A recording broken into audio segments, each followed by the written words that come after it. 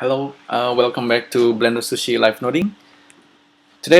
From today, I'm thinking to start a new kind of series in a way that I can uh, look at all kind of techniques that we have learned so far using animation nodes and also SphereChalk. And I'm gonna be looking at this website. I think it's a Japanese motion graphics artist, and he made this website and he called it motion periodic table. This is a very interesting kind of collections of motion graphics animations that you can do probably using software like After Effects. I'm not sure what he's exactly using. He might be using HTML5 as well, but I'm trying to probably recreate all these motion periodic table example, and I'm gonna choose randomly. Some of them can be pretty easy to do in 3D. Some of them actually can be quite complicated, even though it looks really simple. I will actually start with this repeat move, repeat rotate, and repeat scale. But I'm gonna just choose a repeat scale for today. So motion periodic table, repeat scale, and then have a look at this uh, periodic. It's this element repeat scale. So it's all in Japanese, but you can kind of tell by the motion. We care only about the motion and then and thinking how we could recreate that using SphereChalk or animation nodes or both of them. So obviously we have this repeating scale. Then if you think, I think we can use objects instancer for that. Trimline. Do we have trimline nodes? If we have, then we are pretty lucky. From what I know, I think animation nodes has trimline that works with spline, and this is the final result. It's actually a combination of lots of elements. It looks quite cool. It's simple, but it gives cool effects. But then if you're thinking, oh, how do we recreate that using animation nodes? Uh, it might not be that easy, but still doable. Everything's doable. So let's first start with the idea of having arc or line. This is arc. This is repeat scale, but it's actually using like a circle, right? Circle. So I'm gonna jump between SphereChalk and animation nodes. I just did a quick test earlier before I start this live noding. So I recreate that using animation nodes.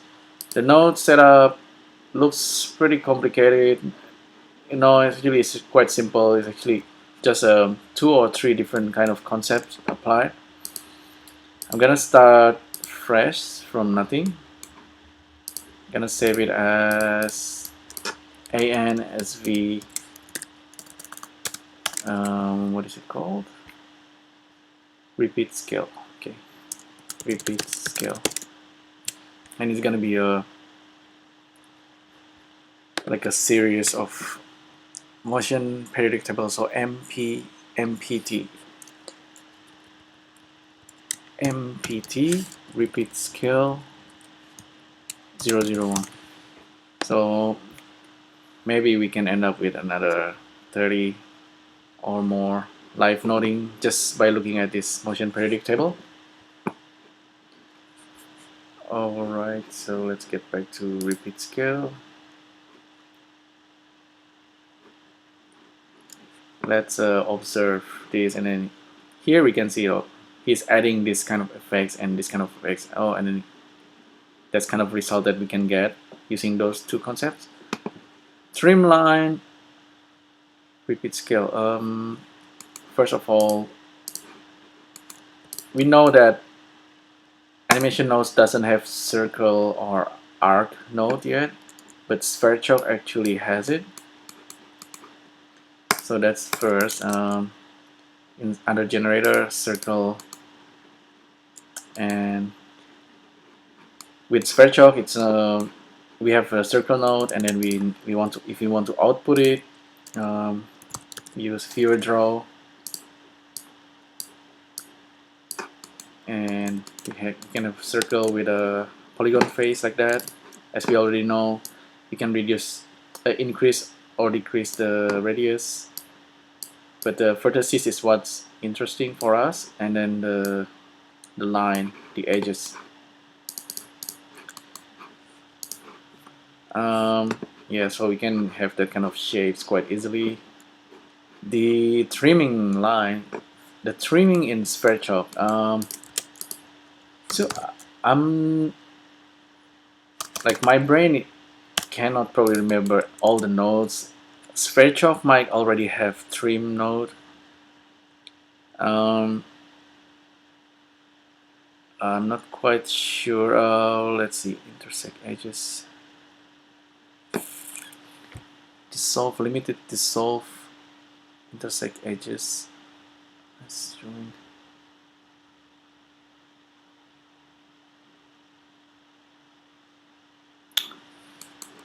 However, I know one thing, that SphereChalk can actually do interpolations.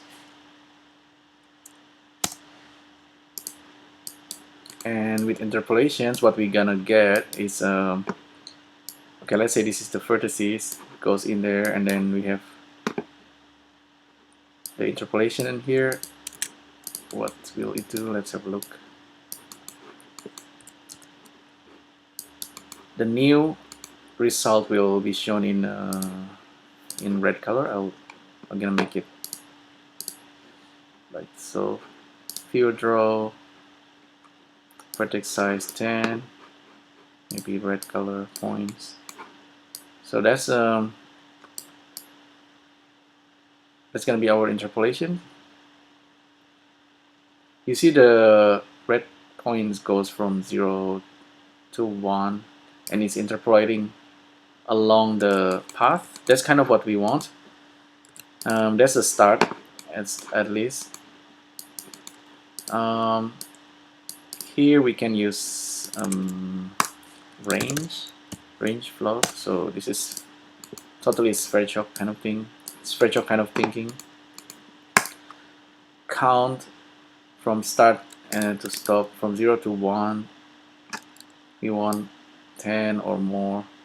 So this is, we are getting something that's like a trim.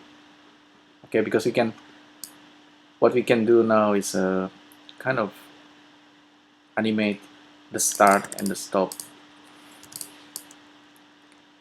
So this is SphereChalk, kind of like a sampling along the curve, and I believe we can make it a cyclic, or currently it's not doing the whole circle. Let's see, cubic, give me that, linear,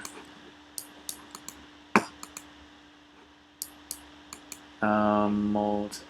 There's no option for cyclic, but we can do it. We can use a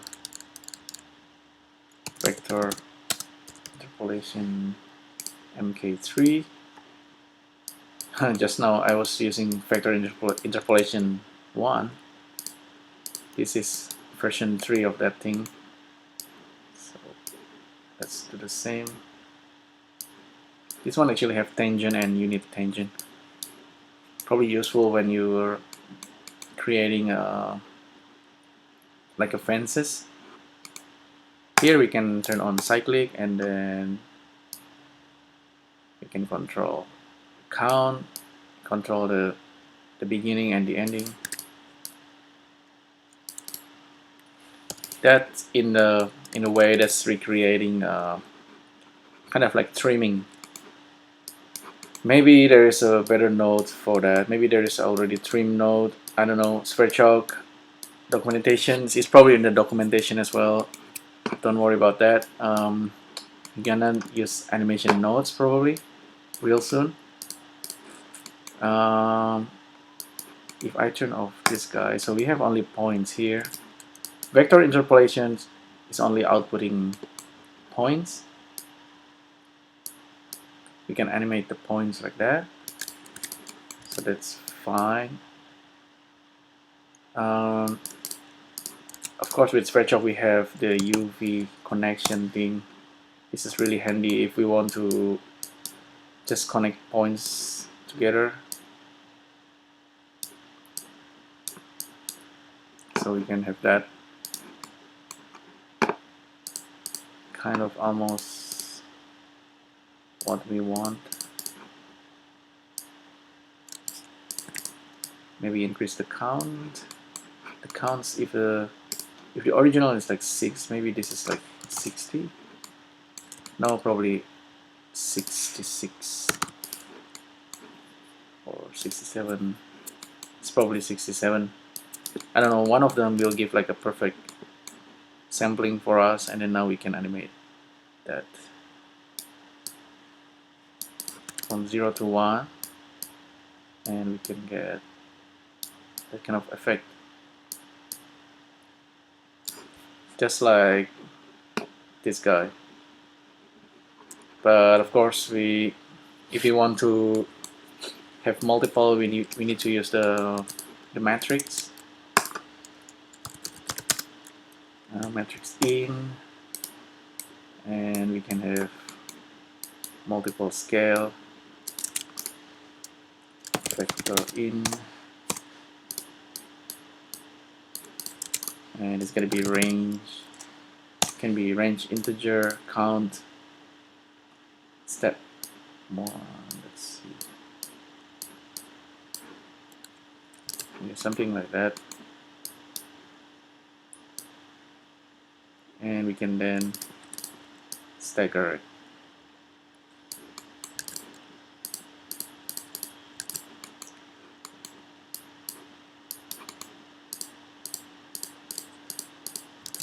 Seems to be losing the cyclic.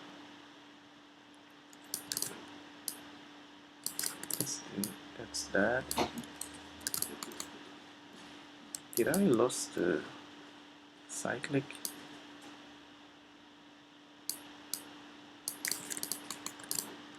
Is that because of okay, cyclic here. There you go. Cup U. This should be 66. Start and stop.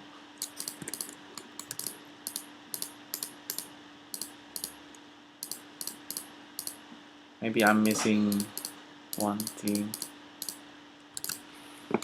UV connect.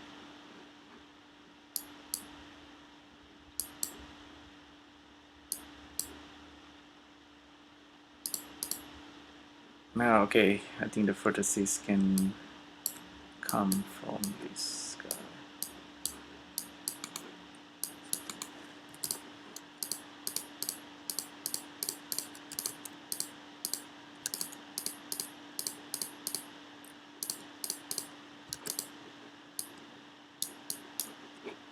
Oh well, maybe it's not 100% perfect in a way.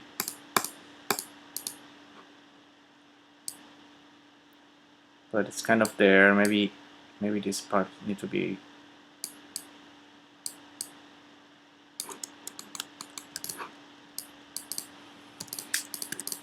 Wait a minute. Now it's perfect. Huh. Weird. Now it's actually working. Let's save this real quick. It's really weird. And with Spreadshop, of course, you can animate this and using a different. If you want to stagger it, you need to have another like a list range kind of for each and every instance. So that's Spreadshop, and then that's exactly what's this motion periodic table showing. We are using repeat, we are using trimline, and combine them together, we get that cool effect. If you want to do it using animation nodes, that's gonna be slightly different. Let's jump to animation nodes. Actually, one more thing I can show with a Spreadshop. We actually have arc, 3-point arc, and Spreadshop circle can Can have a degree here. Let's create that real quick. So radius and degree.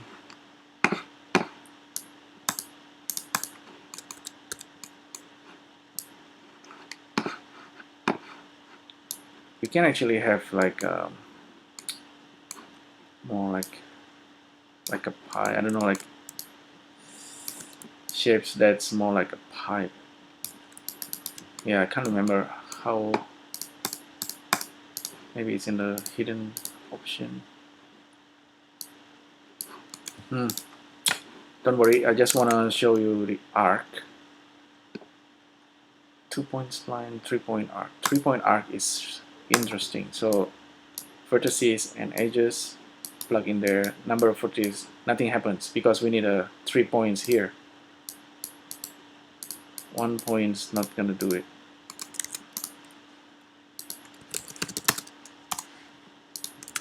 Because not many people knows this join. It's probably in the documentations. I don't know, but it's best if you try it yourself.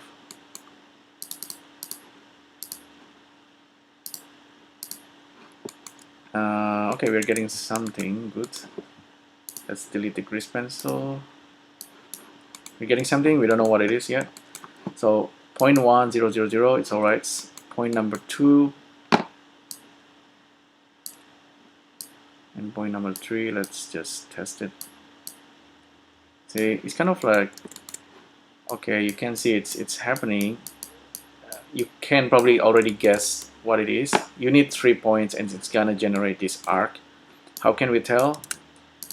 I'm gonna do it like this once again. I'm gonna do the red dots thing. Vertex edges, vertex size 10. This is red. Okay, that's now it's become a little bit more clear. So we have 0.0 there, the first point, and then this point and that point. That's actually the third point. That's the third point there, and we can use this to create arc.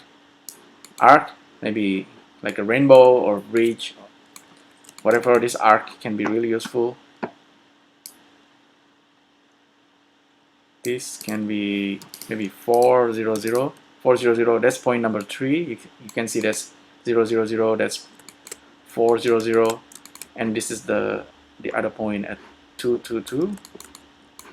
It can be, maybe we don't need the Z, or we want the Z and not the Y. Now we have that arc. Arc can be useful for a lot of things. Tunnel, anything, you know. So that's 3 points arc, right? I'll save it. And this guy can give all kind of effects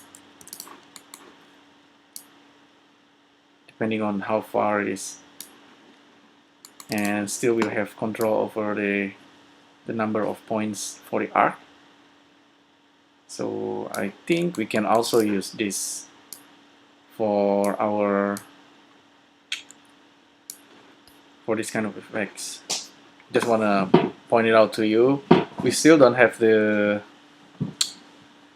trim. The trim is not easy. It should be easy. It should be in Sverchok. It might be in Sverchok. I don't know. Yes. So I think you can kind of explore that yourself.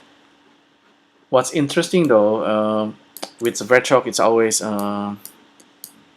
we can easily kind of vectorize, even though it's not so feasible. Let's say this is only like 3 points. I'm giving 3 points randomly.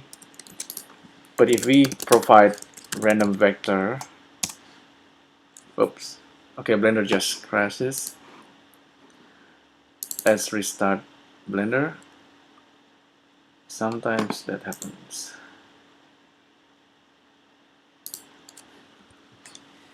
It's okay, I already saved the blend. It's sometimes if you forget to save, there's a like a blend files in the temp directory that you can get. So can be handy. Let's wait for Blender to start. Later on, I'm gonna show that with animation nodes we don't have circle node yet, so we don't have that convenient. But we already have the trim line in animation nodes, and that's really handy. If we have circle node and the trim line, we kind of already have everything to recreate the effects. Okay, let's take a breath.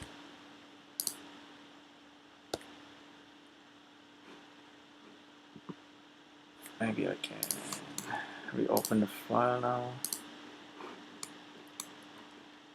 So where are we up to? Okay, we need to do this again. Random vector. If we have give like a random vector, maybe if you want like 10 of the arc, 10 times 3, because we need 3 arc for 3 points for each arc.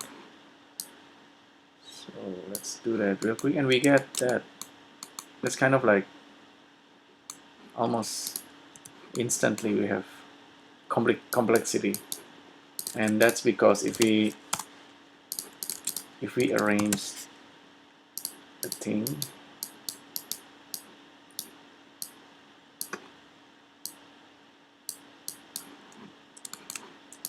we have how many? So 10 different arcs. Each one of them is unique. It's almost like instant factorization, you know. And because of this node, it's doing it in the background. That's cool. You can perhaps kind of increasing the scale.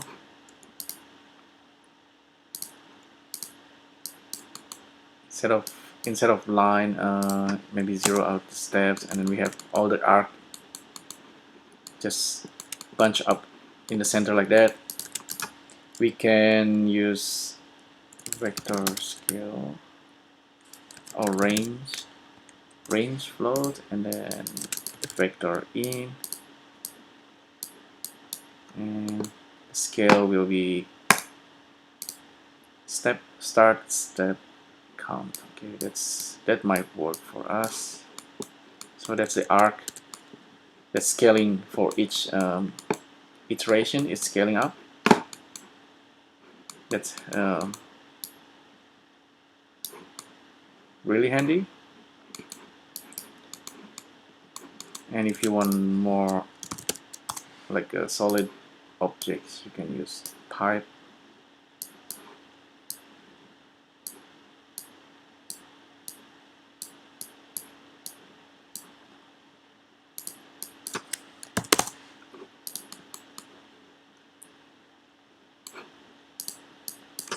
And 1. So each pipe is 0.1, and you can break it out. And Spreadchalk crash again. Maybe it's currently Spreadchalk has under heavy development, and then I don't know, sometimes it does that. Now soon we're gonna switch to animation nodes. Maybe this Firefox is too heavy. Gonna close Firefox.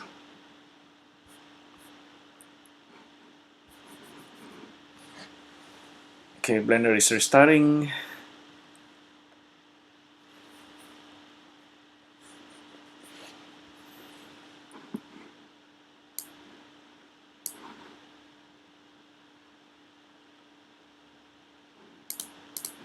Okay, continue. Maybe start fresh. Just continue. Spreadchalk. And let's hide it. Okay, nothing in the scene, but soon we're gonna create some magic. File, save as, new file, save as, files. Alright. Animation nodes, let's recreate that thing. So animation nodes doesn't have circle node yet. It's probably coming soon. We can use Blender's own spline. So we have circle, nice full circle, and let's quickly get the spline.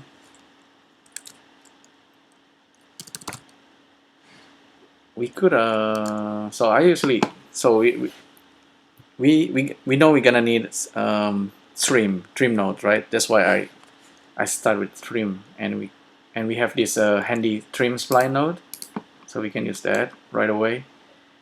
And so I always start like that,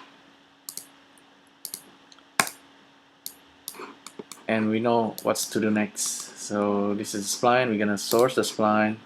Uniform resolutions, I don't know about that yet. Just use uniform. Spline, we know that we're gonna output spline again in the end. This we are just like using this as a source. So I'm gonna switch to, I'm gonna create this spline object output, and I'll plug that in there. Turn on new target. So this is our Bezier circle. I'm gonna hide it, and this is the result from animation nodes. And right away we can trim it, and we already kind of done. And in a way, we really need just to duplicate this circle multiple times, and then we can do that kind of effects, right? The thing is, currently the spline doesn't have samples. We need to resample it if we want maybe like only like a hexagonal kind of geometry. So we need to try to resample it. Sample, get line sample, get spline samples. So trim, spline samples. Let's resample. We can do it. We can put the trim here, but we actually need the spline samples over here. Let's try it if we do it the wrong way. Positions, spline from points. Do that. And now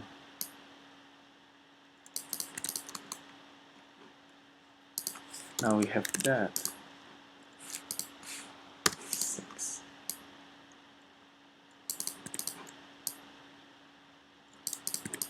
Which is probably not what you want. Okay, that's probably not what you want. Currently, you can't see the points. What you really want is the other way around. So you get the spline. Let me disconnect that. Get the spline, which is our Bezier spline, and then turn the points back. So we are resampling the original circle and then turn it back into spline, and then we trim the spline. That's the effects that we want. This is more correct. Make sure it's cyclic, and then we have that trim. Okay, this is perfect. This is exactly what we want. We are already almost done because we have the effects happening, and then we just need to duplicate it multiple times. For that, we need to use instancer. And instancer in animation nodes, it needs to be inside a loop. So object instancer, like that. we know that this is going to be curve, maybe curve 3D. We don't know how many yet, maybe give it 5. Here we need to loop it, so tap W, loop through objects. So this is our instance. So basically what happens is Blender currently with animation nodes, it creates this 5 of these objects. It's not in the scene yet. We're gonna use object transform output, and we're gonna plug our curve, maybe.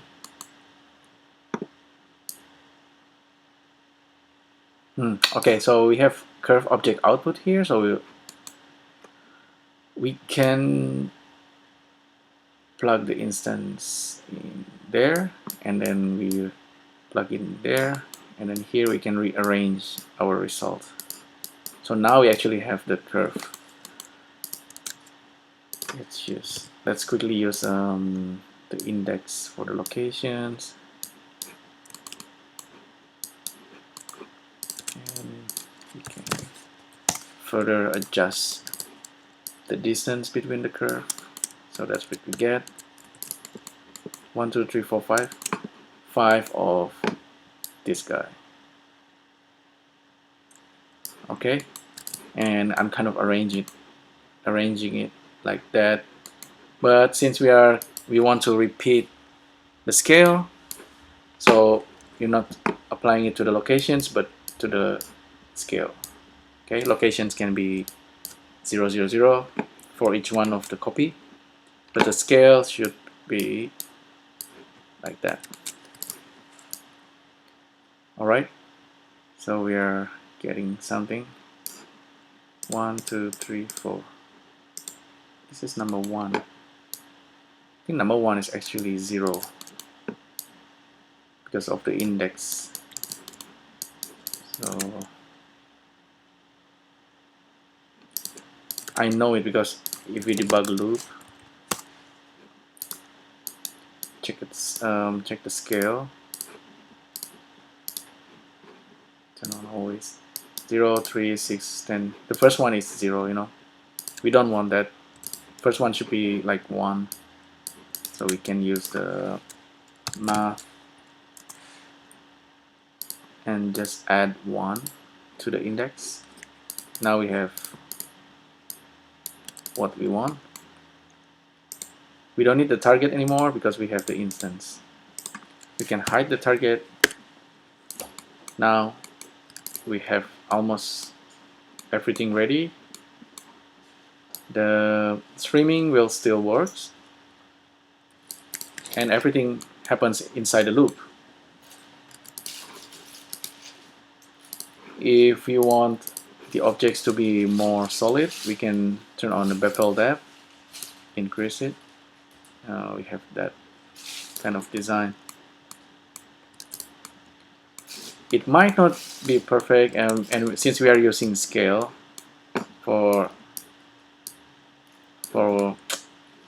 we are actually scaling the bevel as well. You could kind of, instead of scaling, you can scale the actual vector, these positions, and you can use another loop. It might be, sounds complicated, but it's worth trying. For now I will just do it like this. So maybe 6 of this hexagon, and we can stagger the animations. You can of course do it. You can animate the start from 0 to 1. Let's try staggering the lines using frame. So it's going to be automatically animating. Plug in the frame into there. This is the frame number. It goes from 0, 1, 2, 3 really fast. So we want to use math. And just multiply it.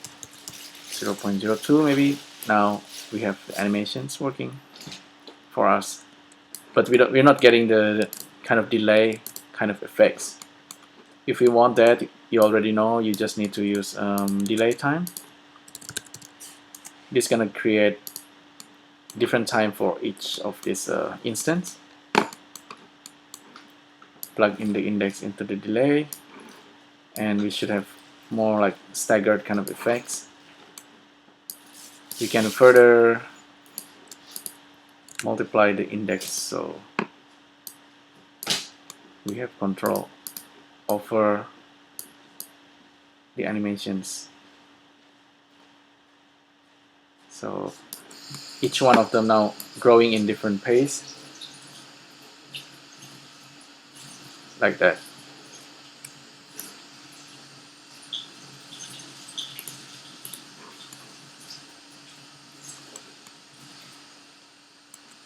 There you go. So that's a repeat and scale. That's a motion periodic table, and we have successfully recreated one of the elements using animation nodes and Spreadshot. Okay, hopefully you find this video useful. You can leave likes, leave comments, and let me know if you have different kind of ideas or suggestion. Yeah, so hopefully you like this video, and